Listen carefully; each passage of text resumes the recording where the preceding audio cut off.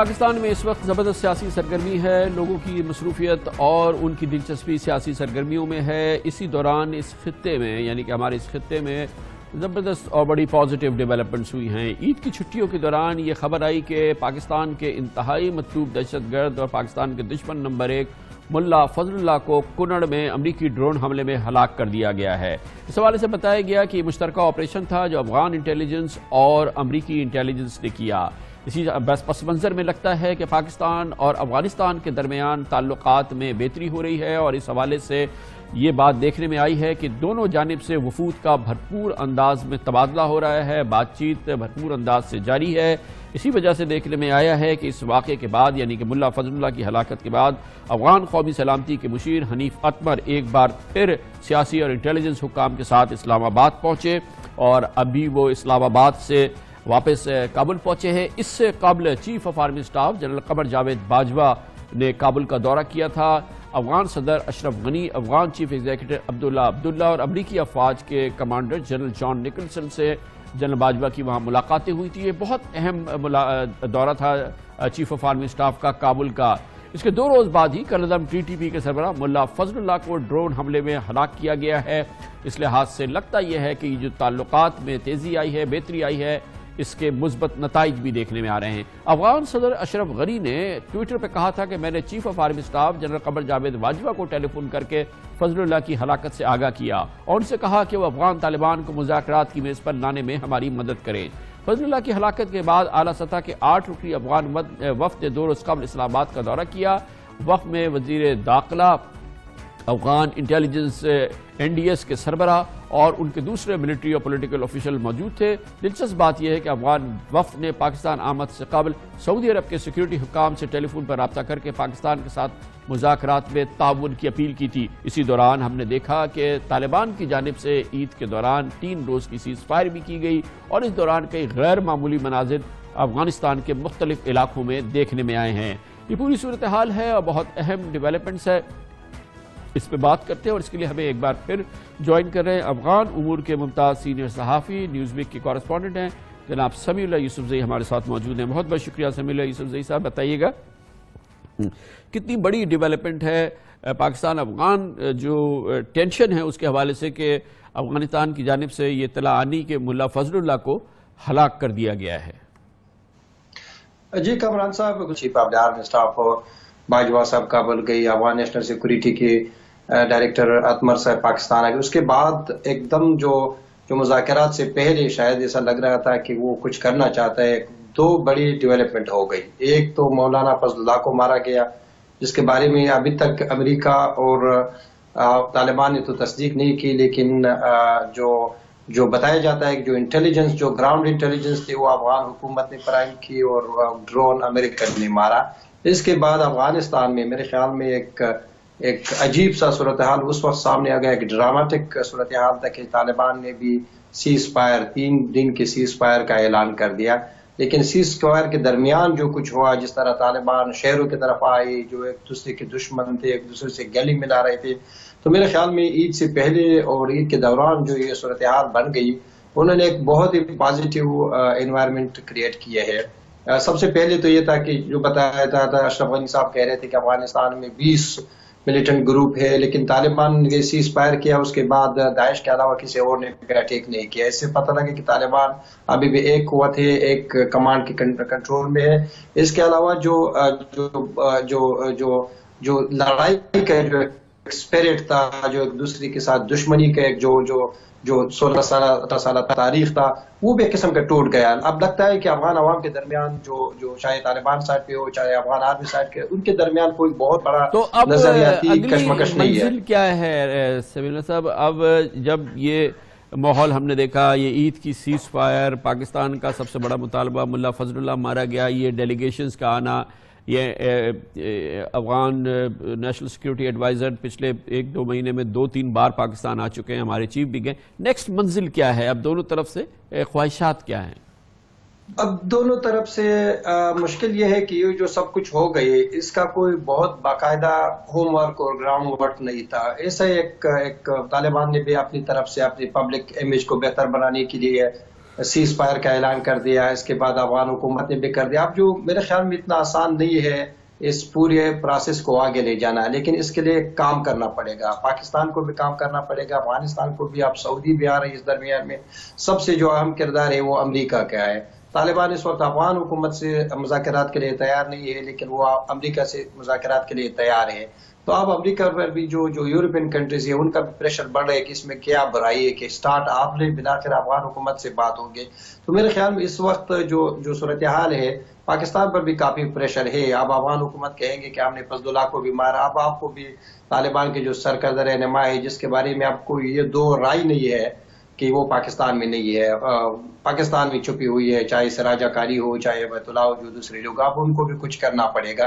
पाकिस्तान कह रहे हैं कि हम ये कर सकते हैं कि तालिबान को मुज़ाकरात की तरफ ले आ सकते हैं, लेकिन मुज़ाकरात के अंदर उसको मुज़ाकरात की जो टर्म्स है, जो कंडीशन है, जो डील है, उसको एंडोर्स करना हमारे बस की बात नहीं है। हमारी इतनी बस नहीं चलती कि तालिबान के ऊपर सब जो आप करे या अमेरिका करे उसको करे। तो इसी वजह से मेरे ख्याल में अभी भी एक लंबा सफर बाकी है, बड़ा कॉम्प्लिकेटेड। अगर सफर शुरू तो हुआ है, ये सफर शुरू तो हो गया कम से कम। बिल्कुल। जो सबसे जो पॉजिटिव डेवलपमेंट है, जिस तरह मैंने कह दिया, वो स्पिरिट जो लड़ाई का था अफगानिस्तान में वो खत्म हुआ है, वो खत्म हो गई, और ये अब पॉसिबल है। यानी हम पहले कहते कि ये कैसे दूसरे के साथ गिला मिलाएंगे, 10,000 एक तरफ से मारेंगे ये अफगान, मगर अब इम्कानात पैदा हो गए हैं। बहुत बहुत शुक्रिया। अस्सलाम वालेकुम, मैं हूँ कामरान खान। वैसे तो पाकिस्तान के सबसे बड़े शहर, तिजारती दारुल हुकूमत, पाकिस्तान के रेवेन्यूज़ में 60% कंट्रीब्यूट करने वाले, सिंध के रेवेन्यू में 90% कंट्रीब्यूट करने वाले कराची शहर का कोई वाली वारिस नहीं है, कोई पूछने वाला नहीं है। लेकिन इस पूरी सूरत हाल में उम्मीद की किरण अगर कराची वालों को नज़र आती है या उम्मीद का कोई सहारा है तो वो है अदालत उज़्मा यानी कि सुप्रीम कोर्ट ऑफ पाकिस्तान और चीफ जस्टिस ऑफ पाकिस्तान जनाब जस्टिस मियां साकिब निसार। ये सुप्रीम कोर्ट ही है और चीफ जस्टिस जनाब मियां साकिब निसार की बराह रास्त दिलचस्पी है कि इस सबसे बड़े शहर को, जो कि पाकिस्तान का सबसे ज़्यादा सियासी यतीम शहर कहा जा सकता है, उसके मसाइल के हवाले से supreme court of Pakistan proactively action लेती है, chief justice of Pakistan proactively action लेते हैं, जिसके बाद कराची के मसाइल के हवाले से जो हुकूमती लोग हैं उन पे कोई असर होता है और कोई एक्शन नजर आता है। इस हवाले से जब भी supreme court of Pakistan Karachi में मौजूद होती है, कराची का कोई ना कोई मसला हल हो जाता है।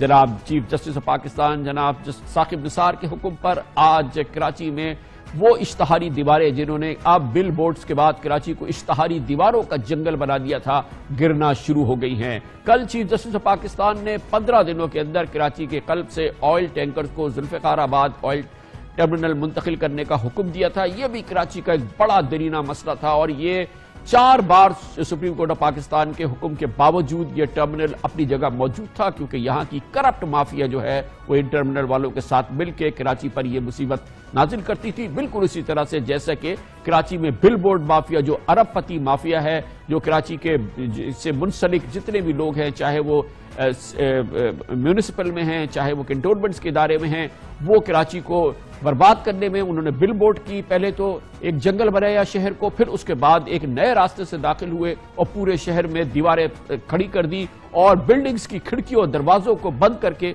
उन पे इश्तहार लगाने शुरू कर दिए, और जिसकी वजह से शहर में स्टेडियम रोड, TNS कारसाज समेत तमाम अहम मुकामात ऐसा लगता था कि इश्तहारी दीवारों का हिस्सा बन गए हैं और जहाजी साइज इश्तहारी दीवारें जो थी वो खड़ी कर दी गई। आज सुप्रीम कोर्ट की कराची रजिस्ट्री में कैंटोनमेंट बोर्ड्स के हुक्काम, जो कराची में कई कैंटोनमेंट बोर्ड काम करते हैं, क्योंकि देखने में ये आया था कि जहां पर शहरी हुकूमतें थी वहां पर तो इन इश्तहारी दीवारों को गिरा दिया गया, लेकिन सबसे बदतरीन इलाके जो थे वो कैंटोनमेंट्स के इलाके थे, जहां पर ये पहले भी सबसे ज्यादा बिल बोर्ड्स के माफिया काम करती थी और अब ये इश्तहारी दीवारें भी सबसे ज्यादा थी, उसको फिर गिराने का हुक्म दिया गया, जिसके बाद अब ये बाकी काम जो है वो हो रहा है और दीवारें बिल आकर मिस्मार होना शुरू हो गई हैं।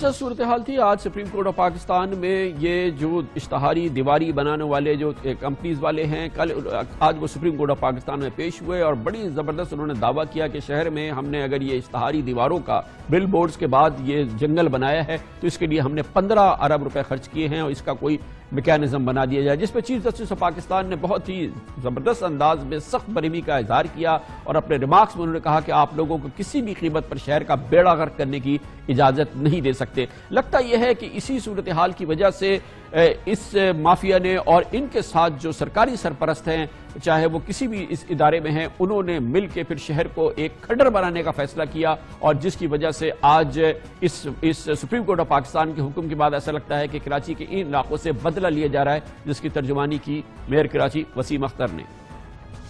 جو چیف جسٹس صاحب نے آرڈر کیے تھے, جو دیواریں بن گئی ہیں کراچی میں ایڈورٹیزمنٹ کے لیے, کینٹونمنٹ ایریاز پہ, شارع فیصل پہ, ایف ٹی سی کے سامنے, شارع قائدین پہ, ان کو توڑنے کا آرڈر ہوا تھا. کچھ دیواریں توڑ دی ہیں, ابھی کافی دیواریں باقی ہیں, ان کو بھی توڑا جائے اور ملبہ ہٹایا جائے وہاں سے. وہ آپ کی ذمہ داری ہے, جو بھی دیوار توڑ رہا ہے وہ ملبہ ہٹائے وہاں سے. ملبہ کون ہٹائے گا؟ تو یہ چیف جسٹس صاحب کے سامنے میں نے کمپلین کی ہے.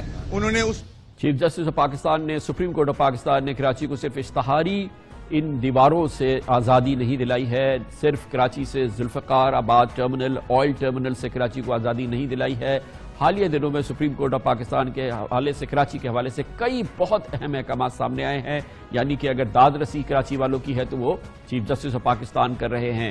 جناب چیف جسٹس میاں ثاقب نثار کی ہدایت پر جو کراچی کی سب سے بڑی خدمت ہو رہی ہے, بلکہ پورے سندھ کی سب سے بڑی خدمت ہو رہی ہے, وہ ہے ان کی ہدایت پر جسٹس ریٹائرڈ امیر ہانی مسلم کی سربراہی میں بننے والے واٹر کمیشن کے ذریعے. واٹر کمیشن نے صاف پانی کی فراہمی, سیوریج کے نظام درست کرنے کے لیے بھرپور اقدامات کیے ہیں اور کراچی کی جو واٹر ٹینکر مافیا ہے اس حوالے سے بھی دور رس اقدامات کیے ہیں. مختلف مافیاز کراچی میں کام کرتی ہیں, جیسے کہ میں نے آپ کو بتایا بل بورڈ مافیا, پھر اشتہاری دیواروں کی مافیا, پھر آئل ٹینکر مافیا اور پھر یہ مافیا یعنی کہ واٹر ٹینکر مافیا. اس پر بھی سپریم کورٹ آف پاکستان کا ایکشن ہے. کل چیف جسٹس جناب ثاقب نثار نے درآمد شدہ کوئلے کے جہازوں کو کراچی پورٹ پر آف لوڈ کرنے اور شہر میں کھلے مقام پر کوئلہ ذخیرہ کرنے پر بھی پابندی کا حکم دیا. یہ سارا کام حکومت کو کرنا ہے, شہری حکومت کو کرنا ہے, صوبائی حکومت کو کرنا ہے, لیکن کیونکہ شہر کراچی کا کوئی والی وارث نہیں ہے جو مرضی آئے کرے. چیف جسٹس آف پاکستان نے اس کوئلے کے حوالے سے ریمارک دیے تھے کہ انصاف کریں گے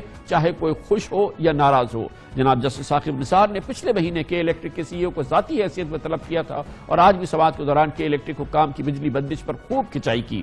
چیف جسٹس نے کراچی رجسٹری میں سماعت کے دوران سول اور جناح ہاسپٹلز کے بھی دورے کیے اور طبی سہولیات بہتر بنانے کا حکم دیا.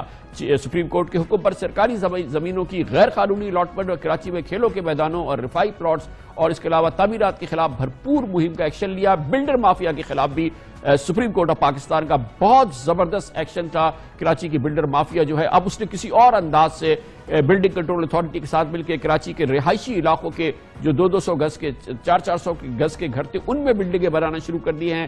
کہاں کہاں سپریم کورٹ آف پاکستان پہنچے گی, مگر بہرحال اس میں بھی سپریم کورٹ آف پاکستان کا بہت اہم اور بہت ہی زبردست کردار ہے جو کہ یقینی طور پہ کراچی والوں کے لیے امید کا بڑا سہارا ہے. اس پر ہم بات کرتے ہیں. ہمارے کراچی میں بیورو چیف جناب اسلم خان موجود ہیں. بہت بہت شکریہ خان صاحب. اتنی چیزوں کا میں نے ذکر کیا جو کہ نہ شہری حکومت نے کی, نہ صوبائی حکومت نے کی, نہ وفاقی حکومت نے کی, یہ صرف اور صرف سپریم کورٹ آف پاکستان کر رہا ہے. اسی واٹر کمیشن کے تحت کوڑا وغیرہ اٹھانے کا, یہ سالڈ ویسٹ مینجمنٹ کا کام بھی جو ہے وہ supreme court of Pakistan Karachi سے ہٹوانے کی کوشش کر رہی ہے. یہ جو شہری حکومت کے حوالے سے اور یہ کوڑا وغیرہ ہٹانے کے جو معاملات تھے اس پہ کتنی پیش رفت ہے اور جو حکومتی جو اہلکار ہیں وہ اب اس سلسلے میں کیا کرتے نظر آتے ہیں؟ کامران خان صاحب, آپ نے جس طرح ایک بات ہوئی کہ سپریم کورٹ نہیں ہوتی تو کراچی کا بالکل بلا شبہ ہم کہہ سکتے ہیں کہ بیڑا غرق ہوتا. اگر آپ نالوں کی صفائی کی صورتحال کا جائزہ لے لیں اور اس وقت جو کراچی کے 6 اضلاع میں اگر ہم بات کریں کوڑا اٹھانے جی میں بھول گیا تھا کہ کراچی کے نالے بھی سپریم کورٹ آف پاکستان صاف کرا رہی ہے. جی کامران صاحب کہ اگر نالے جو کام شہری حکومت کا ہے, جو کام صوبائی حکومت کا ہے اور کہیں اگر وفاقی حکومت کی فنڈنگ سے کچھ پروجیکٹ چلنے تو وہ تمام کے تمام اگر چیک کرنا سپریم کورٹ چھوڑ دے تو اس میں کوئی شک نہ رہے کہ کراچی کا بیڑا غرق ہو جائے اور کوئی اس شہر کا جو والی وارث تو ہے ہی نہیں، اور کوئی شاید ہم جیسے جو اس شہر میں رہ رہے ہیں ہمیں بھی کوئی پوچھنے والا نہ ہو کہ ہم یہاں پر جو پانی پی رہے ہیں اس کی کیا صورتحال ہے۔ آدھے کراچی کو تو پانی پینے کا ملتا ہی نہیں ہے، اور جو ملتا ہے وہ بھی جو میں کہوں گا کہ آلودہ پانی بیشتر علاقوں میں مل رہا ہے۔ اگر آپ نے بات کی کوڑا اٹھانے کی، اگر ہم وہیں سے صورتحال کا جائزہ لیں تو جو 6 اضلاع ہیں وہاں پر اس پے در پہ واٹر کمیشن کے اجلاس جو سپریم کورٹ کی ہدایت پر بنایا گیا تو کچھ بہتری بہرحال ہوئی ہے۔ ایسا نہیں، اگر یہ اجلاس نہیں ہوتے، واٹر کمیشن جو حکام کو بلا کر، چاہے وہ سالڈ ویسٹ مینجمنٹ کے ہوں، واٹر بورڈ کے ہوں، میئر کراچی صاحب ہوں اور مختلف سیکریٹریز ہوں، اگر ان کو بلا کر کے ان کی سرزنش نہیں کرتی تو صورتحال آج بہت زیادہ خراب ہوتی ہے۔ ہم اپنے آپ کے پروگراموں میں ہم دکھاتے رہے کہ صورتحال شہر میں کوڑے کی کیا رہی تھی، لیکن اب بہرحال کچھ نہ کچھ ہوا ہے، لیکن بہت کچھ کیا جانا باقی ہے۔ اور سپریم کورٹ اسی طرح ایکشن لیتی رہی تو یقینی طور پر یہ صورتحال بہتر ہوگی۔ امید کی جا سکتی ہے کہ اگر ہم بات کریں کہ جیسے نالوں کی صفائی کامران خان صاحب اس طرح نہیں ہوتی تھی، میئر کے وزٹ اس طرح نہیں ہوتے تھے جس طرح اب وزٹ ہو رہے ہیں، اور جو حکام ہے وہ نالوں کا بھی مختلف ہم دیکھ رہے ہیں کہ وہ دورہ بھی کر رہے ہیں۔ اچھا، یہ جو خان صاحب یہ جو بڑی بلڈنگ ہے تو سپریم کورٹ آف پاکستان نے روک دی، اب یہ جو بلڈنگ کنٹرول اتھارٹی اور اس کی جو بدترین کرپٹ ترین مافیا ہے، یہ جو چھوٹے چھوٹے گھروں میں 4 سٹوری بنا رہی ہے، جہاں پر ایک 200 گز کی فیملی گھر کے فیملی میں رہتی تھی، وہاں 8 فیملیز اب رہ رہی ہیں۔ یہ کام اب یہ جو پوری کرپٹ مافیا ہے حکومت سندھ کی اور بلڈنگ کنٹرول کی، یہ کام مسلسل جاری ہے۔ اب ظاہر سپریم کورٹ گلیوں میں جا کے تو یہ چیک نہیں کر سکتی۔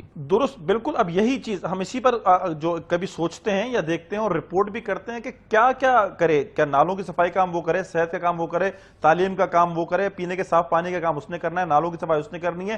بل بورڈ مافیا کا آپ نے ذکر کیا، واٹر ٹینکر مافیا کے خلاف وہ ایکشن میں آئے، بلڈر مافیا کے خلاف وہ ایکشن میں آئے، اور یہ جو corrupt mafia building control authority جس طرح یہاں پر شہر میں غیر قانونی بلڈنگز کی تعمیرات ہوتی رہیں، اس پر بھاری پیسہ بنایا جاتا رہا، پلاٹوں کی بندرباٹ ہوئی، غیر قانونی الاٹمنٹ ہوتی رہی۔ گلستان جو میں 400 جو پلاٹ تھے وہ بانٹ دیے گئے، 20 ارب کی مالیت کی زمینوں کے پلاٹ اسی طرح سندھ بلڈنگ کنٹرول اتھارٹی کے حکام کی آنکھیں بند رہیں اور وہاں پر تقسیم کر دیے گئے۔ اور اب جس طرح پورشنز ہیں، اب کوشش تو یہی ہوگی جو حکام ہے کہ شاید وہ جاگ جائیں اس پروگرام کے توسط سے ہی، لیکن جو بات ہے کہ سپریم کورٹ جا کر کے دیکھے تو یہ ایسا ممکن نہیں ہوگا۔ بالکل، بہت بہت شکریہ جناب اسلم خان ہمارے ساتھ موجود تھے۔